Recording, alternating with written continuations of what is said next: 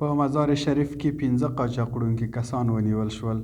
د بلخ ولایت د امنیه قومندانۍ د نشه یي توکو پر وړاندې د مبارزې مدیریت د منصوبینو لخوا د یو لړ کشفي عملیاتو په ترڅ کې د مزار شریف ښار اړوند د 3مې او 9مې امنیتي حوزې په مربوطاتو کې 15 تنه د نشه یي توکو پلورونکي د نشه یي توکو د لیږد پر مهال ونیول شول.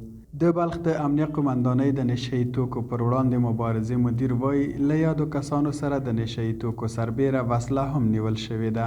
د بلخ ولایت د نشه یي توکو پر وړاندې د مبارزې مدیریت د منصوبینو لخوا د یو لړ کشفي عملیاتو په ترڅ کې چې د 3مې او 9مې حوزې په ساحو کې وو 2000 تابلیتکا 9 کیلو چرس 14 کیلو تاریاک او یوه توفانچه د 15 کسانو سره بالفعل ګیر شول چې دوی غوښتل دغه تابلیتکې او دغه چرسو تاریاک په خلکو باندې وپلوري او هغوی ته استفاده وکړي.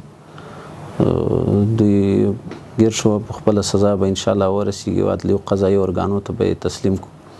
او زموږ د بلخ ولایت ټولو هغه کسانو ته چې غواړي زموږ په مسلمان او مجاهد ولس باندې دا تابلیتکې خرڅې کړي او د هغوی د بچیان او ځوانان ترې استفاده وکړي.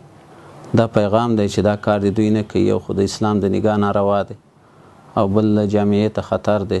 زموږ ستاسې ډېر تعداد ځوانان په نشه یي توکو اخته دي او لا هم د دغو شیان چې دوی په خرڅوي اخته کېږي. دوی باید لاس ترېنه واخلي او که لاس وانخلي دغسې به په خپله سزا باندې رسیږي. ورته مهال د بلخ د امنیه قومندانۍ ویان محمد عیسی وثیق وایي یاد کسان به عدلي او قضایي ارګانونو ته وسپارل شي او له خلکو یې غوښتي چې د امنیتي ځواکونو سره همکاري وکړي ترڅو دې ته ورته د ناروا اعمالو کچه لا هم کمه شي. د بلخ ولایت امنیه قومندانۍ شپه او ورځ د ولس د هوساینې لپاره کار کوي. بیداره امنیتي ځواکونه د ولس په همکارۍ سره د ډیرو لاسته راوړنو شاهدان دي. د بلخ ولایت د غیور ولس څخه په ډیر درنښت هیله کیږي چې د تل په څیر زموږ د امنیتي ځواکونو سره همکاره اوسي. د غیر قانوني کړنو له ترسره کولو څخه دې ډډه وکړي.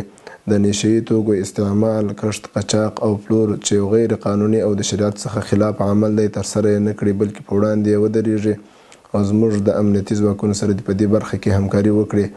هغه کسان چې د نشه یي توکو کښت، استعمال، قاچاق او پلور ترسره کوي هغوی به د قانون منګول ته سپارل کیږي او قانوني چلند به ورسره کیږي. دغه مجرمینو چې په خپل جرمونو یې اعتراف کړی دی غوښتلې چې د بلخ ولایت له بلخ ولسوالۍ اړوند سیمو نه راوړل شوي مخدره توکي له مرکز مزار شریف نه فاریاب ولایت ته یوسي چې د کشفي او امنیتي ارګانونو لخوا نیول شوي دي. دغه تابلیتکا چې موږ د اطراف د بلخ د ولسوالۍ د اطراف نه راوړې وې 2000 دانې وې په 15 نفرو باندې. غوښتلم چې دا مزار ولایت نه فاریاب ولایت ته انتقال کو. بالفعل موږ په هر ساحو کې د امنیتی کشفی ادارو څخه ونیول شو. از بلخ ما 5 نفر می آورده تابلیتکا توزیعگر شهر به شهر میداد توزیع نمیکرد 5 نفر بده ما 22000 تابلیتکا از بلخ می آورده به شهر توزیع شهر به دست ما بده. هیره دې نه وي چې د نشه یي توکو پر وړاندې د مبارزې مدیریت په تیرو 3 کلونو کې د نشه یي توکو د قاچاق، پلور او استعمال پر ضد جدي ګامونه پورته کړي دي او د دې پدیدې د مخنیوي لپاره یې خپلې هلې ځلې لا ګړندۍ ساتلي دي. ثابت خان انځور، افغان نیوز، مزار شریف.